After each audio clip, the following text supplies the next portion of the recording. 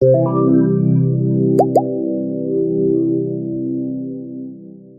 တွေရဲ့အချစ်ကြောင့်စဉ်းစားမိရင်လည်းတလိษံလေးတွေကရောအချစ်ကိုဘလို့ဖော်ပြကြလဲဆိုတာတွေ့မိလာပါတယ်။ဒါကြောင့်တဘာဝတွေကတလိษံအချို့ရဲ့အချစ်ကိုဖော်ပြတဲ့ပုံစံလေးတွေကိုတင်ဆက်ပေးလိုက်ပါတယ်။အဆုံးထိကြည့်ရှုရင်လည်းဘယ် idea လေးတွေကိုတွေ့ယူရမလဲဆိုတာကြည့်လိုက်ကြအောင်ပါ။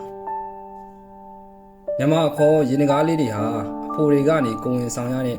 ထူးခြားတဲ့မျိုးပွားမှုဇယိုက်လက္ခဏာကြောင့်အရန်ချစ်တဲ့ကြောင့်အတိမတ်ပြုခံထားပြီးသားဖြစ်ပါတယ်။ဒီချက်ကလည်းအမျိုးသမီးတူကြီးကအရန်ကိုဖြစ်ချင်နေတဲ့အကြောင်းအရာပါအခုတော့မဖြစ်နိုင်သေးပေမဲ့ဖြစ်လာနိုင်တဲ့တနေ့ကျရင်ချီးဆိုတဲ့အခါစိတ်ကောက်လို့ချော့ရတဲ့အခါချစ်ကိုတက်တည်ပြဖို့လိုတဲ့အခါတွေမှာကိုဝင်ဆောင်ပေးပါလို့တောင်းဆိုခံရနိုင်ပါတယ်အဲ့ဒီအချိန်ကျရင်တော့မျိုးသားတူကြီးတို့စိုးရင်စရာပါရင်တကားလေးတွေကအခြားမျိုးစိတ်တွေထက်ထူးခြားနေတဲ့နောက်တဲ့အချက်တစ်ခုရှိပါသေးတယ်အဲ့ဒါကတော့သူတို့ရဲ့အခြေရေးကိုဘယ်တော့မှအေးဆက်မသွားထိမ့်သိမ့်နိုင်တာပါပဲနေ့တိုင်းမနက်ခင်းရောက်တိုင်းမှာရင်တကားလေးတွေဟာသူတို့ရဲ့အပေါ်ကိုစီးကျက်နေပြီးကခုန်ပြီးနှုတ်ဆက်လေးရှိပါတယ်သူတို့ရဲ့တန်ရုံးစဉ်ကိုပို့ပြီးခိုင်မာစေဖို့အတွက်မိနစ်ပိုင်းကနေနိုင်ပေါင်းများစွာအထိကြောင်ကခုန်တက်ကြတာပါတခါတလေကနေတော့မှတော့မှခန္ဓာကိုယ်အယောင်ကိုပြောင်းလဲပစ်လိုက်ကြပါသေးတယ်ဒါတကယ်ကိုအောင်စရာကောင်းပြီးအရန်လာတဲ့လှုပ်ရှားမှုဖြစ်ပါတယ်နောက်တစ်မျိုးကတော့ဂျီဘွန်လို့ခေါ်တဲ့မြောက်လဲကြော်တွေပါမြောက်လဲကြော်တွေဟာအချစ်တချင်းဆိုရတာကိုတကယ်ကိုအလေးနဲ့ထားကြပြီးမနက်ခင်းတိုင်းမှာသူတို့ရွေးချယ်ထားတဲ့အပေါ်နဲ့အတူရှေ့ရှားပြီးကျေလောင်နေ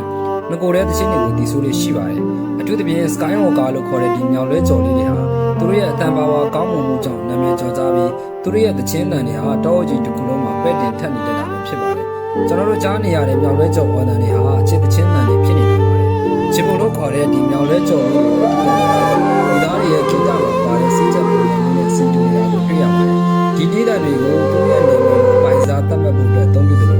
့နက်ခင်းအချိန်မှာပေါ်ဖြစ်သူနဲ့အပြန်အလှန်ဆက်သွယ်ဖို့အတွက်လည်းသုံးကြတာဖြစ်ပါတယ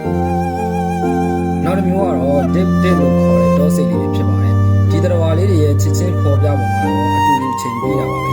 သူဒေသနာပြုချက်တွေရဆိုရင်သူတို့စုံမဲတွေအချိန်ရင်64ရာခိုင်နှုန်းလောက်အများတခုတည်းရှိနေတတ်ကြတာပါဒါကြောင့်တင်လည်းဒီတောစိတ်လေးတွေလိုပဲကိုချစ်သူနဲ့အတူတူနေတွေအချိန်လေးတွေပြေးမယ်ဆိုရင်စိတ်ကောက်တဲ့အချိန်တွေရော့သွားမယ်ထင်ရပေမဲ့တချို့ကကြတော့လေတူနေမှပဲနှောင်ကြည့်မလိနေကြတာဖြစ်ပါတယ်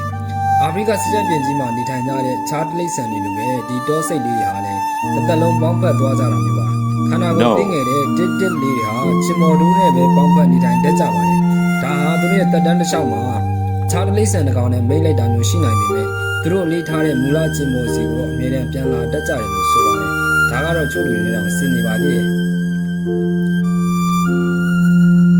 နောက်တစ်မျိုးကတော့ Bell Child ခေါ်တဲ့လရတွေဖြစ်ပါတယ်လရတွေဟာတက်တန်းတော်တော်ရှည်နေကြပြီးတော့အချို့မျိုးစိတ်တွေဆိုရင်နှစ်90နီးပါးအထိတောင်တက်ရှည်နိုင်ပါတယ်ဒီငတ်တွေဟာတစ်သက်လုံးကျင်မော်တူးတဲ့နဲ့ပဲပေါင်းဖက်တတ်ကြတာမို့ရေရှည်ခီးအတွက်အမြဲချစ်နေဖို့လိုအပ်ပါတယ်သူတို့ရဲ့ခိုင်မြဲတဲ့တန်ရုံးစင်ကိုပြသတဲ့အနေနဲ့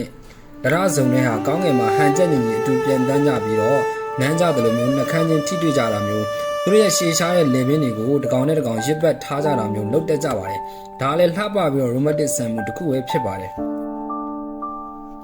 နောက်တစ်မျိုးကတော့ Amazon River Dolphin လို့ခေါ်တဲ့ဒီရင်းနှီးနိုးတိုက်တရဝါလပိုင်းလေးတွေပဲဖြစ်ပါတယ်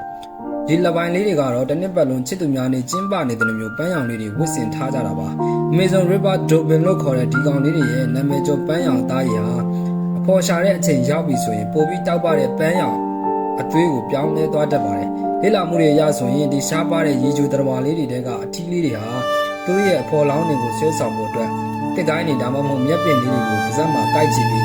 းကြွားလုံးထုတ်တတ်ကြပါသေးတယ်နောက်တစ်မျိုးကတော့ Peacock Spider လို့ခေါ်တဲ့ပင့်ကူလေးတွေပဲဖြစ်ပါတယ်ဒီပင့်ကူလေးတွေဟာခြေရှိချောင်းတရဝါတွေထဲမှာတော့အစမ်းကျဲဆုံးနဲ့အလှပဆုံးမိတ်လိုက်တဲ့အမူအရာတွေရှိကြတာဖြစ်ပါတယ်အဖိုလေးတွေကသူတို့ရဲ့တောက်ပလှပတဲ့ဝမ်းပတ်ပိုင်းကိုထုတ်ပြကြပြီးကခုန်ကြသလိုအမလေးတွေကိုဆွဲဆောင်နိုင်မှုအတွက်လည်းစီးကြက်ကြတုံခါပြလေရှိပါတယ်သူတို့ဟာကခုန်နေစဉ်မှာခြေထောက်တစ်ပတ်ဒါမှမဟုတ်နှစ်ပတ်ကိုမြှောက်လိုက်ပြီးရက်တောင်ခတ်နေတဲ့လိုမျိုးဝင်ရမ်းပြနေတာကတကယ်ကိုရင်သက်ရှူမောစရာမြင်ကွင်းတစ်ခုဖြစ်ပါတယ်ဒီလိုမျိုးကခုန်ပြီးလုံးပြနေတဲ့အမူအရာကိုကြိုက်မှာပဲပင့်ကူအမှားလေးတွေဟာဒီပင့်ကူအထီးလေးနဲ့တွဲဖို့မတွဲဖို့ကိုဆုံးဖြတ်ကြတာဖြစ်ပါတယ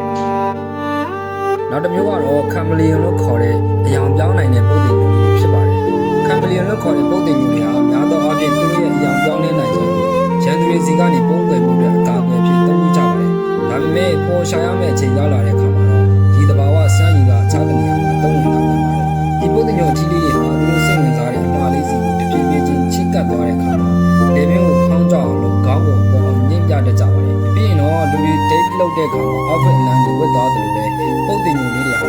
ရှိရဲ့တောက်ပါဆုံးတရားတွေကိုထုတ်ပြလေးရှိပါတယ်ဒီလိုမျိုးအစွမ်းပြတာဟာသူရဲ့ကိုယ်ကာယစွမ်းဆောင်မှုတက်တည်ပြနေတာဖြစ်ပြီးတော့ဒီလိုမျိုးစွမ်းဆောင်ရည်ကိုကြည့်ပြီးတော့လေအမှားလေးတွေဟာသူတို့နဲ့တွဲသင့်မတွဲသင့်ကိုဆုံးဖြတ်တာဖြစ်ပါတယ်နောက်ဆုံးတစ်မျိုးအနေနဲ့ထူးဆန်းပြီးလိုက်လုပ်ဖို့မသင့်တော်တဲ့အချစ်ပေါ်ပြနည်းကိုသုံးတဲ့တရားတစ်မျိုးဖြစ်ပါတယ်အဲဒီကောင်လေးကတော့ Horrifying Hammer Protected Sea Slug လို့ခေါ်တဲ့ပင်လယ်မြို့တစ်မျိုးဖြစ်ပါတယ်ဒီကောင်လေးလိုတော့အချစ်ကိုမပေါ်ပြဖို့ကြံပေးခြင်းပါတယ်ဒီကောင်လေးတွေမှာဖုံမအင်္ဂါ2မျိုးလုံးပါပေမဲ့ဥဖို့အတွက်ကတော့ခြားတစ်ကောင်နဲ့မိတ်လိုက်နေရှိကြပါတယ်ခြားတစ်ကောင်စီကဖုံမျိုးဥတွေကိုလက်ခံပြီးမိမိခန္ဓာကိုယ်မှာရှိတဲ့မအင်္ဂါတွေကမမျိုးဥတွေနဲ့ထိတွေ့စေပြီးတားလောင်ဥတွေကိုပေါက်စေပါတယ်အဖုံမရဲ့လူတိကျမရှိကြဘဲနဲ့တစ်ကောင်နဲ့တစ်ကောင်ဖုံမျိုးဥလဲလှယ်ပြီးအကောင်တိုင်းကတားပေါက်နိုင်ပါတယ်မိတ်လိုက်နေနဲ့ဖြုတ်ရခက်တဲ့အချိန်မှာတော့ကိုယ့်အင်္ဂါကိုကိုယ်တိုင်ဖျက်ချလေးရှိပါတယ်ဒါပေမဲ့အချိန်တန်ရင်အစ်စ်ပြန်ပေါက်လာပါတယ်လူကြီးမင်းတို့ကတော့အစ်စ်ပြန်ပေါက်မှာမဟုတ်တဲ့အတွက်စမ်းမကြည့်ကြဖို့အကြံပေးခြင်းပါတယ်